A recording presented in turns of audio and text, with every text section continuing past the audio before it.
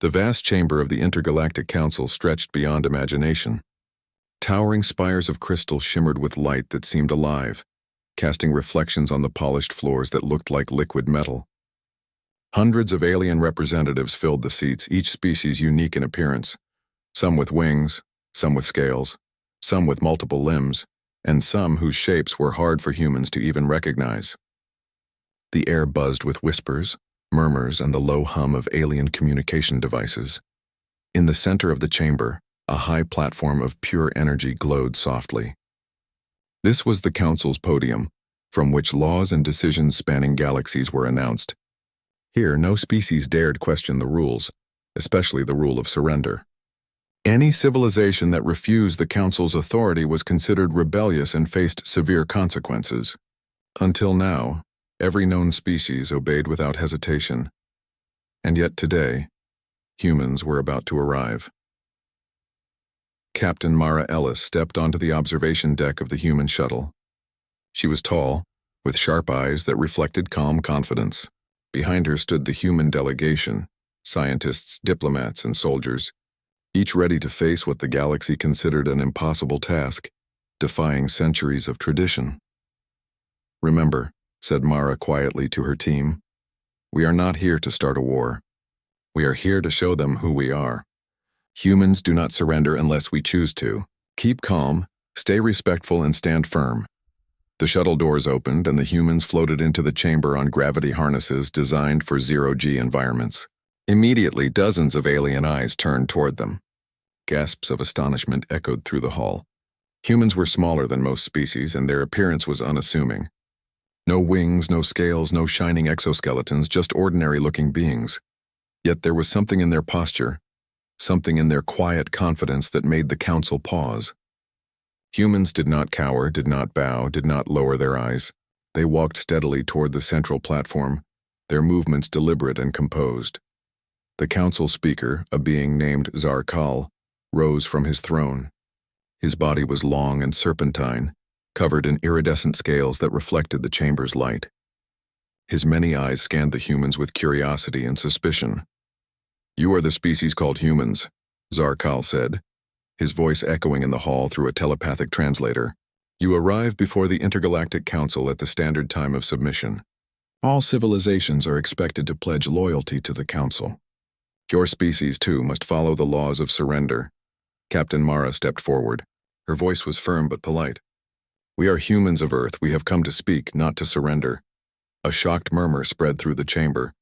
Aliens whispered to each other in languages that sounded like music, chimes, or hissing winds. Refusal to surrender was unheard of. Not in the history of the Council, not in the records of countless civilizations. Zarkal's many eyes narrowed. "Speak carefully, human. Refusal to obey Council rules is considered rebellion. You risk the immediate application of the enforcement protocol." Mara held her ground. "We understand your rules, but humans do not surrender unless it is our choice. We seek diplomacy and dialogue. We will not pledge obedience simply because a rule exists." For a long moment, the chamber was silent. Then, a representative from the Voran species, a creature with 6 limbs and sharp crystalline teeth, hissed, "They are fools! They are not even aware of the consequences. No species has dared defy us before." Another, a giant with a body like living stone from the Tauran worlds, rumbled, "Perhaps they are brave. Or perhaps they are ignorant. Either way, this is unprecedented." Mara listened calmly to the whispers. She knew humans were small in number compared to these giants, these creatures who had spanned galaxies for centuries. Yet she also knew something the Council had yet to realize. Humans were clever, adaptable, and determined. They had survived far longer than anyone expected, in environments that no one else could endure. Zarkal finally spoke again. "Very well, humans. If you refuse to surrender, you will be given a trial, a test of your commitment and ability to survive under the rules of the Council. Fail, and you will face consequences." Mara inclined her head slightly. "We accept the trial, but we do not fear consequences." The Council chamber seemed to hold its breath. The words of a species so small, so young in interstellar history, were unlike anything the Council had ever heard. The trial would take place in a neutral zone, a region of space controlled by no one and watched by all. Here civilizations were tested on strategy, courage, and their ability to make difficult choices. For most species, this was simple. They followed the Council's rules, obeyed orders, and submitted. Humans. Well, humans were different. As the shuttle carrying the humans departed the chamber, Mara took a moment to observe the galaxy through the viewport. Stars of every color stretched into infinity, nebulae glowing like fire, and distant planets spinning silently. Humans had faced challenges before: natural disasters, rival civilizations on Earth, and even the vastness of space. But this was unlike anything they had ever encountered. Lieutenant Ariktan, a human engineer, spoke softly beside her. "Do you think we'll survive this?" "They are not like anyone we've faced before." Mara smiled faintly. "We will survive, Arik, we always do. And they will remember that humans are not easily broken, not by rules, not by fear, not by force." In the neutral zone, the humans were met by a fleet of alien vessels, all ready to enforce the Council's trial. The ships were enormous, bristling with weapons far beyond human designs. To the untrained eye, it seemed impossible that a small human team could survive. But humans were not untrained. They had their own technology, developed over decades in secrecy, and most importantly, they had creativity. Where other species relied on raw power or numbers, humans relied on intelligence, improvisation, and a willingness to take calculated risks. The trial began with simulations of combat, testing both tactical skill and moral decision-making. Alien commanders expected humans to crumble, to surrender at the first sign of overwhelming force. Instead, humans adapted. They used the environment around them, turning asteroids into cover, diverting energy flows to disable weapons temporarily, and creating distractions that allowed their small fleet to maneuver in ways the Council had never seen. Zarkal observed from a distant monitor. His multiple eyes widened with disbelief.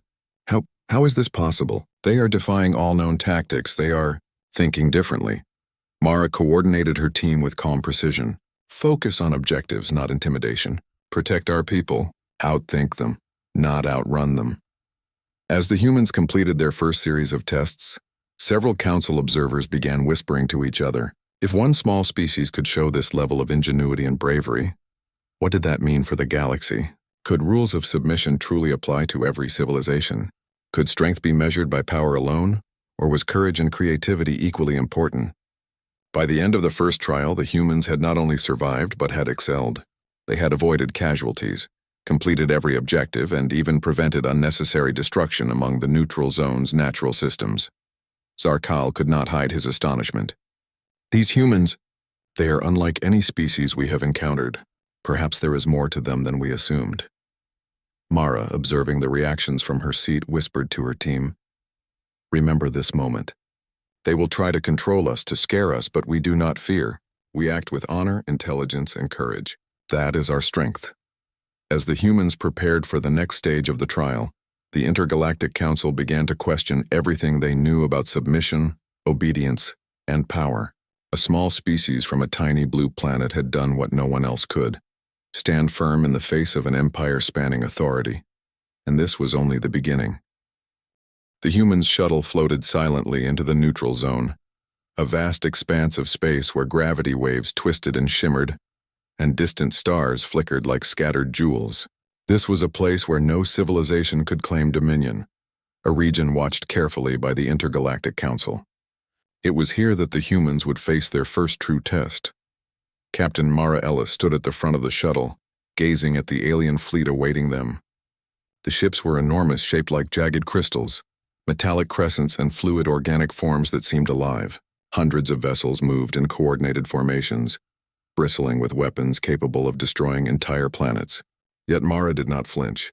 Humans had faced impossible odds before, and she believed in one truth: cleverness and determination could overcome size and power. "Status report," she said, her voice calm, carrying a confidence that settled the tension among the human crew. Lieutenant Ariktan tapped on the holographic display. "Sensors show the fleet is fully armed, Captain. They are scanning for weak points and predicting our movements. They expect us to surrender. Then we will surprise them," Mara replied. "Remember, we are not here to fight recklessly. Protect our team, complete objectives, and show them that humans do not bow to intimidation." The fleet of alien ships began to maneuver around the humans. Massive beams of energy cut through space, testing defensive shields and scanning the shuttle for weaknesses. Most species would have panicked. Most species would have surrendered. But humans observed, adapted, and calculated. Engineer Lena Vasquez adjusted the shuttle's energy shield in real time. "I can redirect energy from our propulsion to strengthen shields temporarily," she said. "It's risky, but it might give us an edge." "Do it," Mara ordered. "We adapt. That is how humans survive." The alien fleet was prepared for conventional resistance. They expected straightforward reactions: fear, retreat, or surrender. What they did not anticipate was the humans' ability to think differently under pressure. As the energy beams streaked toward the shuttle, Lena redirected the ship's power, creating a reflective pulse that temporarily blinded the alien sensors. The humans used this opportunity to move toward the first trial objective, a cluster of unstable energy cores scattered throughout the neutral zone. Their task was to secure the cores without triggering a catastrophic explosion. Alien observers expected the humans to panic, to make a mistake, and to fail. "Divide into 2 teams," Mara instructed. Team A secures the cores. Team B creates diversions. Remember, precision over force.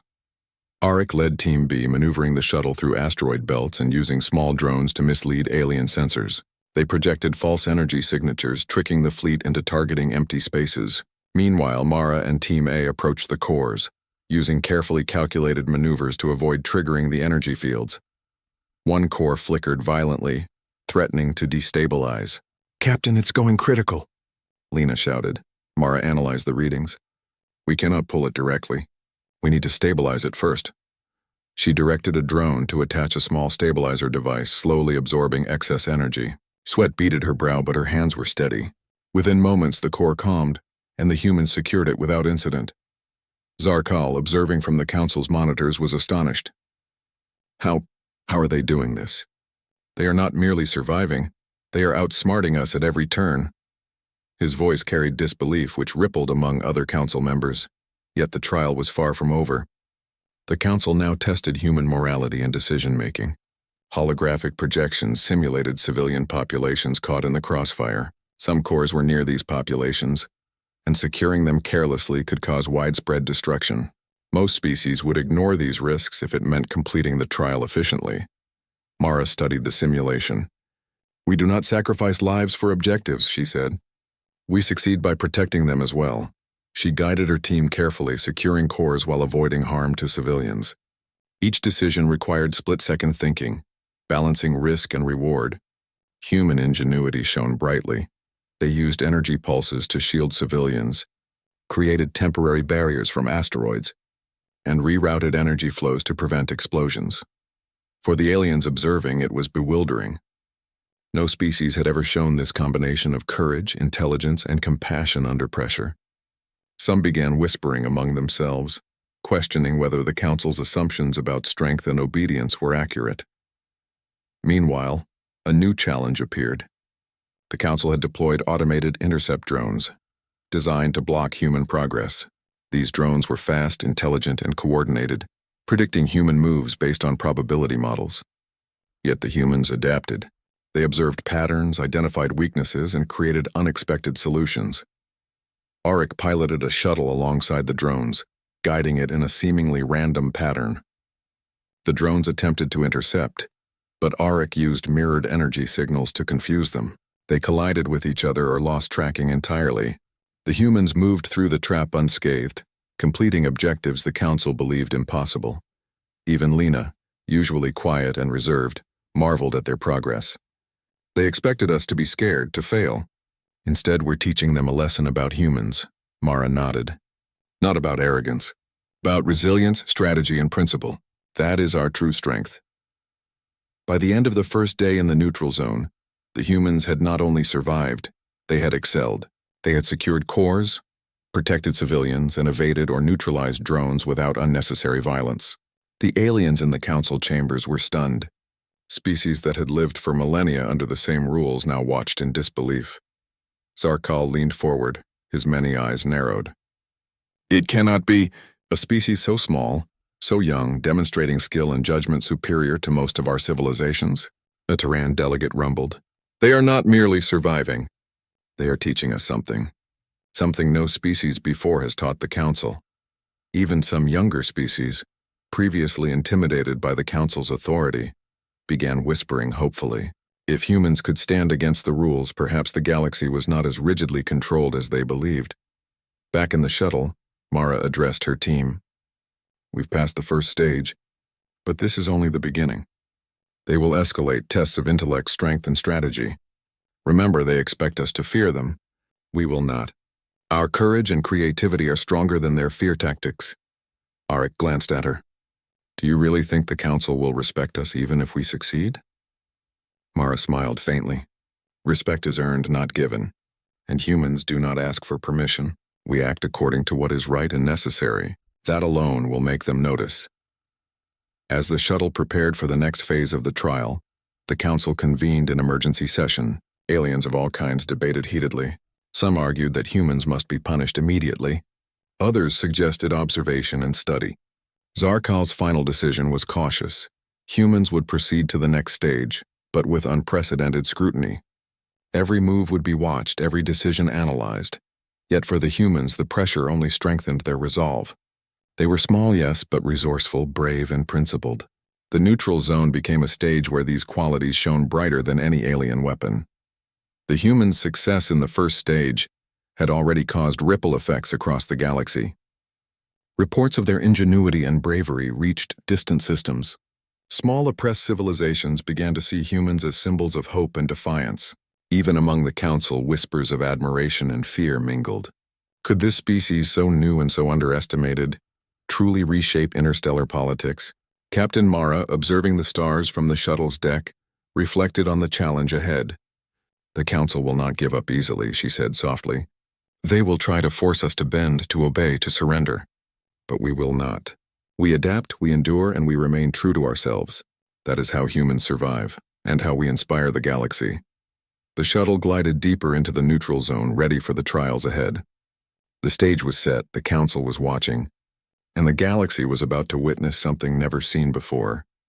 Humans standing firm, refusing to surrender and proving that courage, intelligence, and moral conviction could challenge even the most powerful authorities. And for the humans, this was not just survival. It was a statement. They were not a species to be controlled or underestimated. The humans had completed the first stage of the trial in the neutral zone, but they knew the Council would not let their defiance go unanswered. As their shuttle cruised through the sparkling expanse of stars, Captain Mara Ellis gathered her team for a briefing. We passed the first stage, but the Council will escalate, Mara said, her eyes steady. They will test not only our skill, but our patience, our strategy, and our ability to stay united under pressure. Remember, humans do not surrender to fear. We act with intelligence, courage, and principle. Lieutenant Arik Tan nodded. Do you think they'll try to manipulate us next? They will, Mara replied. Every species before us obeyed without question. But humans are different. They will learn slowly that control is not always achieved through intimidation. The neutral zone seemed peaceful at first, but the calm was deceptive. Alien fleets emerged from hidden regions, moving like shadows between asteroid fields. Their intention was clear: force humans to comply by demonstrating overwhelming power. Yet humans did not panic. Instead, they analyzed, planned, and adapted. Using advanced sensors, the team mapped the alien formations and calculated trajectories that allowed them to avoid conflict while completing objectives. Every maneuver showcased human ingenuity. Where brute force could fail, human strategy succeeded. The Council observed closely, bewildered. The Voran delegates, who had scoffed at humans as small and weak, exchanged uneasy signals. They are unpredictable, one whispered. No species has ever handled a trial with such creativity. The next challenge was psychological.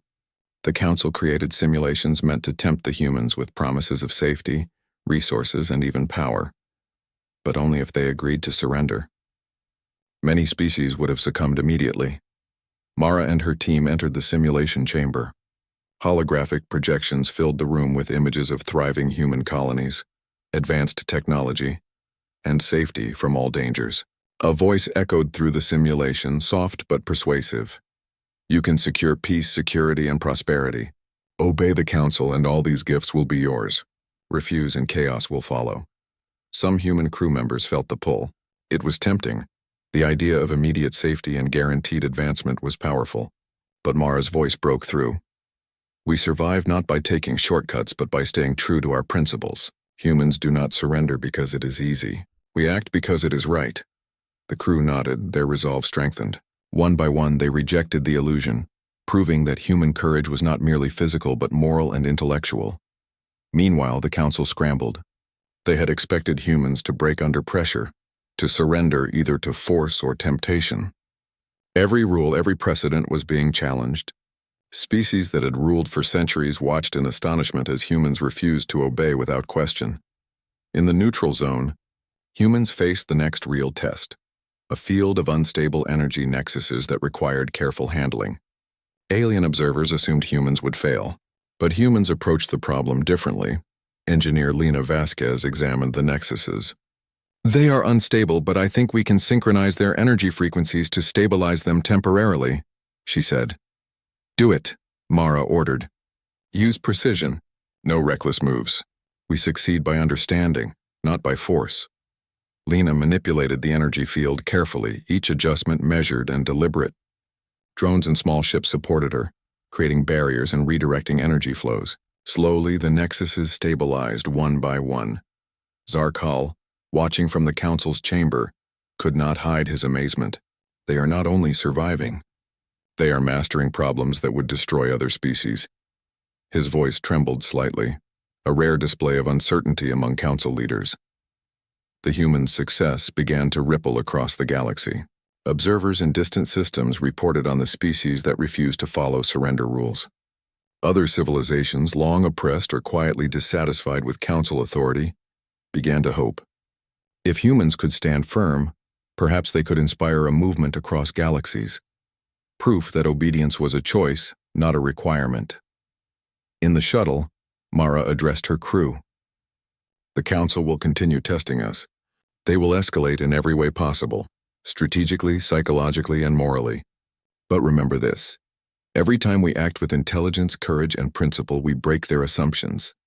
We are teaching them a new way to view strength. Arik glanced at the star-filled void outside. Do you think we can really change their perception? Mara smiled faintly. We are not here to ask permission. We are here to show the truth of humanity. That is enough to make them reconsider their rules. As the humans moved deeper into the trial, the council deployed more sophisticated measures. Alien warships attempted to herd the humans into traps. Simulated disasters were projected to test their reaction times. Communications were jammed to create confusion. Yet humans adapted. They used misdirection, improvisation, and teamwork to overcome each obstacle. One particularly clever tactic involved projecting false energy signatures from their ships, tricking alien sensors and forcing warships to collide or lose tracking. Lena laughed quietly as she guided a drone through a narrow asteroid canyon. They never expected humans to think like this. Exactly, Mara said. And they will never expect the limits of our creativity. That is our advantage. The council convened again, this time with heated debate. They cannot be allowed to continue.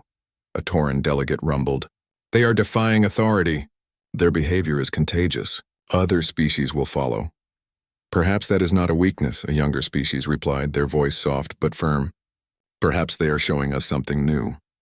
They are small yet brilliant, courageous yet principled. Could this be the example the galaxy needs? Zarkal remained silent, his multiple eyes fixed on the monitors. He had never seen a species like humans, so small, so young, and yet so unyielding. He realized that the trials were no longer about punishing a species. They were about understanding a force unlike any other. In the neutral zone, the humans' final challenge for the day arrived, a series of obstacles that combined navigation, energy control, and ethical decision-making. One path offered a shortcut, but it risked damaging nearby life forms. Another path was safer but more complex, requiring careful planning and coordination. Mara did not hesitate. We take the safe path. Humans succeed by protecting life as well as achieving objectives. Efficiency without morality is meaningless. Her team moved with precision, each member executing tasks flawlessly. They avoided hazards, stabilized energy fields, and ensured no life forms were harmed. By the time they reached the checkpoint, the council's monitors were filled with astonishment. Zarkal finally spoke, his voice steady but thoughtful. This species is unlike any other. They refuse to follow rules blindly. They act with intelligence, bravery, and compassion. Perhaps we have underestimated them. Back on the shuttle, Mara addressed her crew one last time for the day. You have done well. The Council will continue to escalate, but every obstacle they place before us is an opportunity to prove who we are, to show that humans do not surrender to fear, and to inspire the galaxy. Arik shook his head in disbelief. I never imagined we could accomplish so much against them. Mara smiled. The galaxy has underestimated us for centuries. That is about to change. Remember, courage, intelligence, and principle are our weapons. Nothing else matters. As the humans rested for the night cycle, messages from distant civilizations began to trickle in. Reports of the humans' ingenuity and bravery were spreading quickly. Some civilizations whispered hope. Others questioned the Council's authority. In small and quiet ways, humanity's defiance was already reshaping the galaxy's expectations. And for the humans, the trials were not just tests. They were proof of what they had always known, that courage and intelligence, combined with moral conviction, could overcome even the most powerful forces. As stars glittered outside the shuttle, Mara reflected on the day's events. They will continue to test us, she thought. They will try to break us. But humans do not break. We endure, we adapt, and we remain true to ourselves. That is the lesson the galaxy will remember. The humans had not only survived, they had broken the Council's expectations. They were no longer seen as a small, insignificant species. They were becoming a symbol of resilience, ingenuity, and hope, even in a galaxy dominated by empires and tradition. And this was only the beginning. The humans had survived the first stages of the Council's trial, and their reputation had begun to spread across the galaxy. Word reached distant civilizations that a small species from a blue planet had defied centuries of rules, refused to surrender, and outsmarted fleets far larger and more powerful than their own. Some whispered in admiration, others whispered in fear, but the Council was not finished. Captain Mara Ellis stood at the observation deck of the shuttle as the fleet of alien warships appeared on sensors.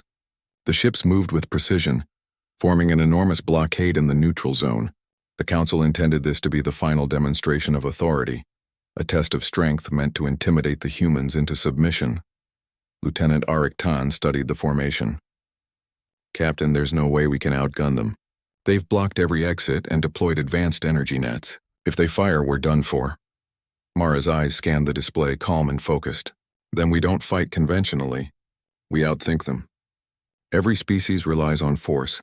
Humans rely on strategy, adaptability, and ingenuity. That is our advantage.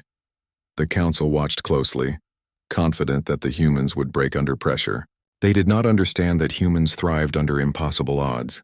Their history was full of challenges far beyond their size, and they had learned to survive by thinking differently. The first wave of attacks came without warning. Energy beams lanced through space, targeting the shuttle's hull and small drones surrounding it. Alien warships moved in coordinated formations designed to corner the humans. Mara gave orders calmly. Deploy drones to create false signatures. Use asteroid fields as cover. Divide attention and misdirect them. Do not panic. Engineer Lena Vasquez worked quickly, redirecting energy from propulsion to shields. Captain, shields are holding, but only barely. We need to keep moving or they'll overwhelm us. Then we move smarter, not faster, Mara said. She guided the shuttle through a narrow gap in an asteroid belt. Drones projected false energy patterns, tricking alien sensors into firing at empty space. Warships collided with each other or lost tracking entirely. Even the Council was stunned. Zarkal, the Council speaker, watched from the central chamber, his multiple eyes wide with disbelief. They are not merely surviving. They are turning every attack against us. How is this possible? But the trial was far from over. The Council's next move was a psychological test designed to exploit fear. Holographic projections of destruction surrounded the humans. Cities on Earth, alien colonies, and friendly life forms flashed on screens. The simulation made it appear that failing the trial would result in catastrophe. Many species would have panicked at the sight. Many would have surrendered, hoping to prevent disaster. Mara's voice broke through the projections. We do not make decisions out of fear. We act with principle and intelligence. The galaxy may test us, but it cannot control us. Focus on solutions, not threats. The crew rallied, devising a plan to stabilize the situation. Drones were deployed to divert energy flows and prevent harm to simulated life forms.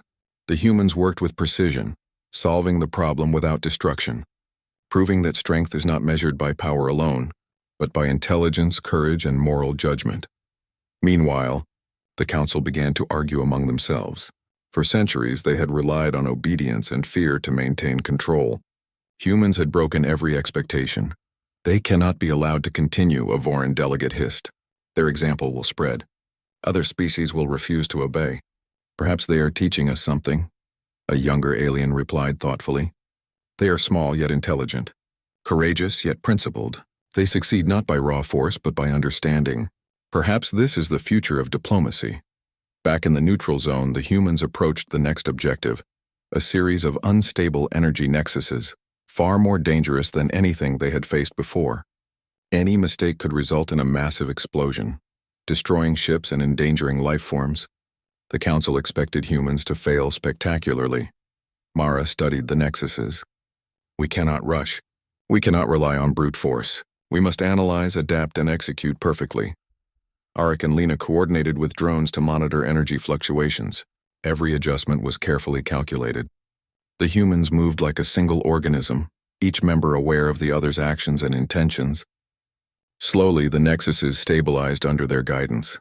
The alien observers were silent, their disbelief growing. No species had ever shown such mastery under extreme pressure. Even those who had considered humans insignificant now whispered words of admiration. But the Council's final measure was physical, a direct confrontation. Alien warships, massive and bristling with weapons, attempted to trap the humans in a narrow sector of the neutral zone. Their goal was to corner the shuttle and force surrender. Mara smiled faintly. They think size and firepower are enough. They forget. Humans are unpredictable. Using the terrain of the asteroid fields and the flexibility of their smaller ships, the humans maneuvered with precision. Drones created holographic duplicates of the shuttle, drawing fire and confusing sensors. Warships collided or misfired as humans exploited gaps in formation. Arik piloted one shuttle with a grin. Captain, they're falling for it. Every move we make is confusing them. Good, Mara said. Confusion is temporary.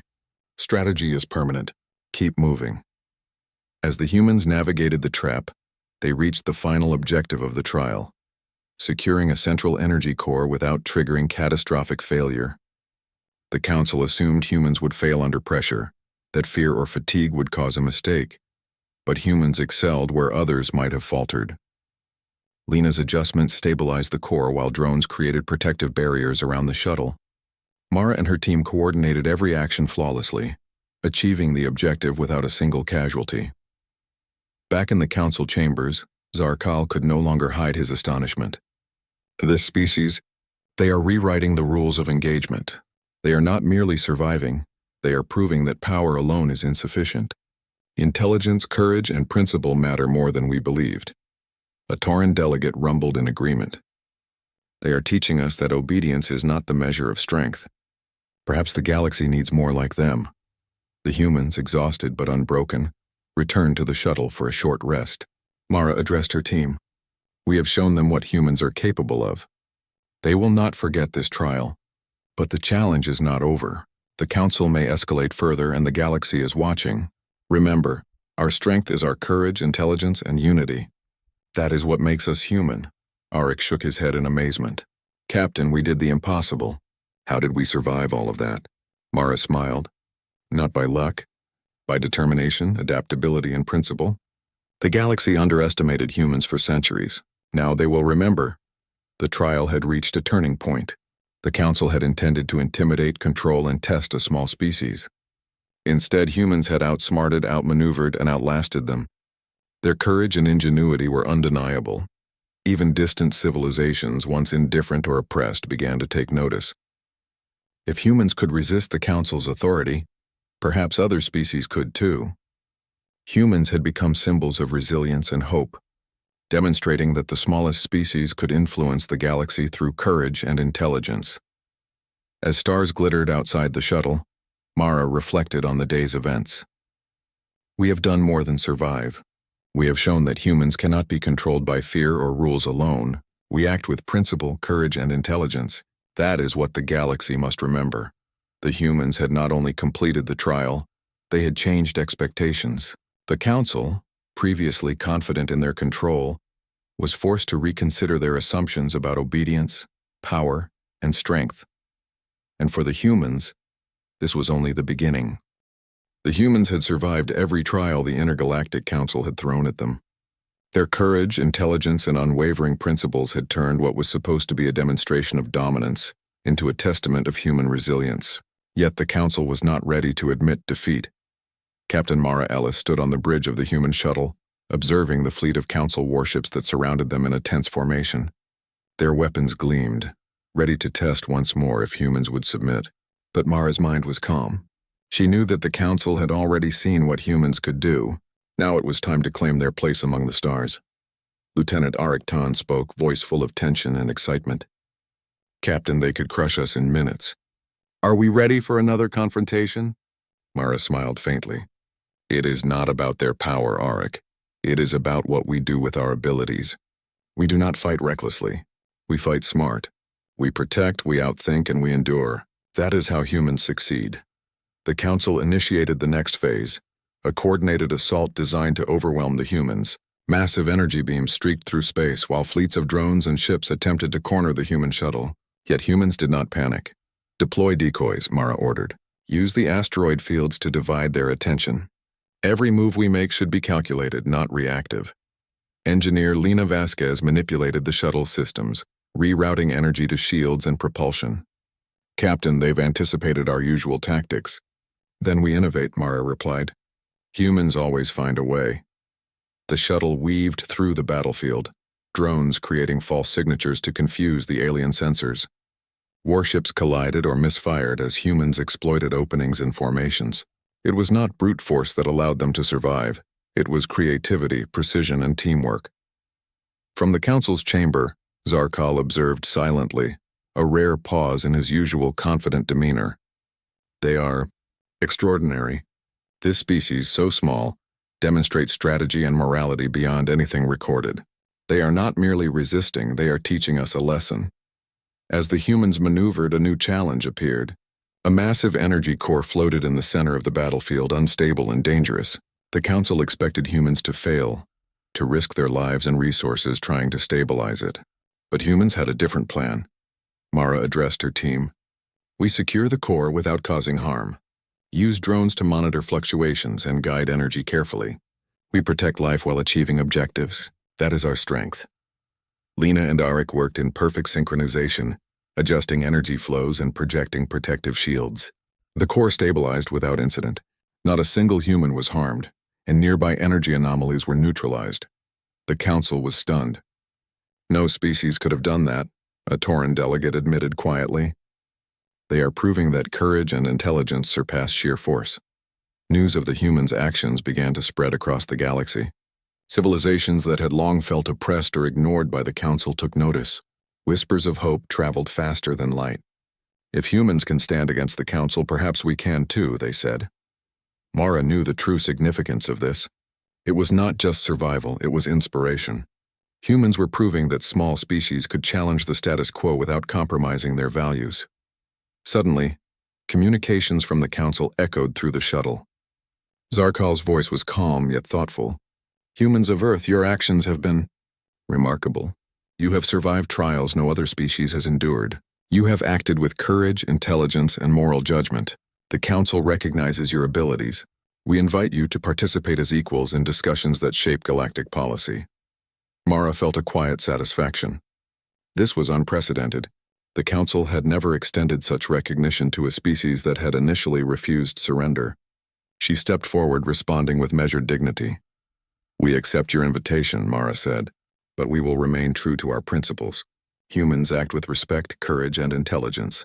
We will share knowledge, protect life, and seek cooperation, but we will not surrender our independence."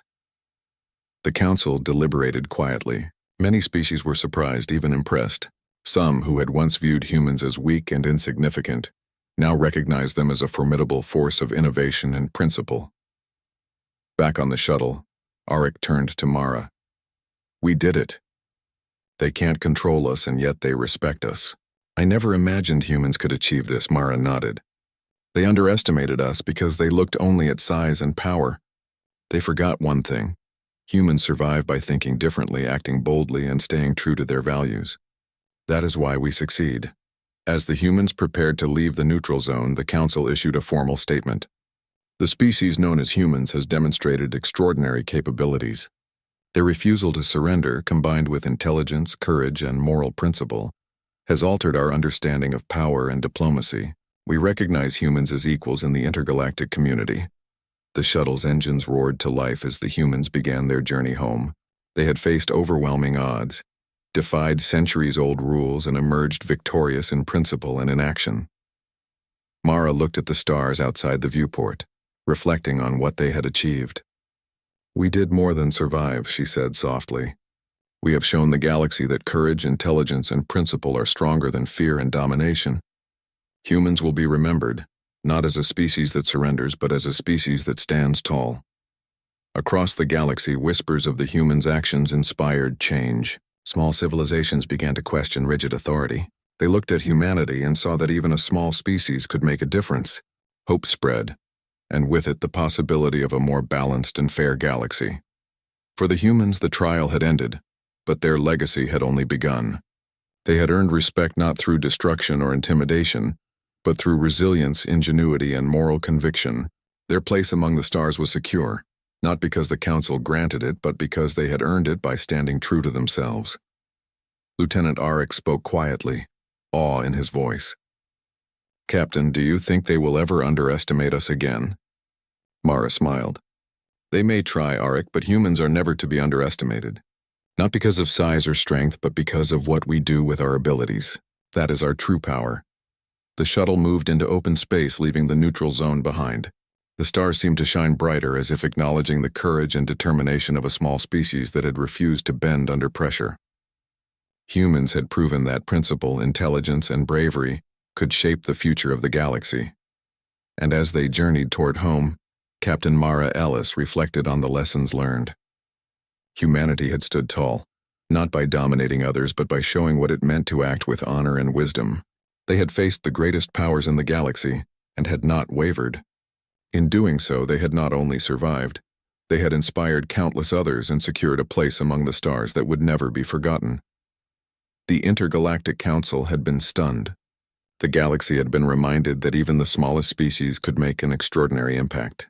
And humans, ever resilient, ever intelligent, and ever principled, had shown that freedom and courage could not be dictated, only earned and defended. For humanity, this was not the end.